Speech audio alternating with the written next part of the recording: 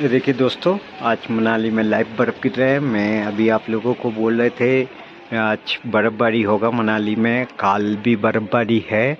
और आप लोग गौतम हिमालय ट्रैवल्स से कांटेक्ट करो। Gautam Himalaya travels Manali model town में ही है, आप लोगों का কলকাতা से है।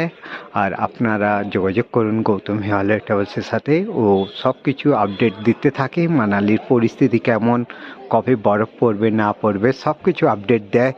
আর এখান থেকে আপনি যেতে পারবেন সোলাং ভ্যালি।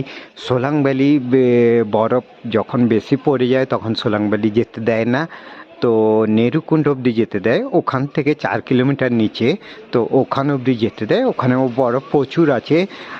যদি আপনারা ওইখান থেকে আপনারা যদি 4x4 মানে জিপসি করে যদি যান তাহলে ওইখানে পেয়ে যাবেন। আর যদি মানালির থেকে যদি জিপসি নেন তাহলে ও পেয়ে যাবেন, ও একটু কস্টলি বেশি হবে।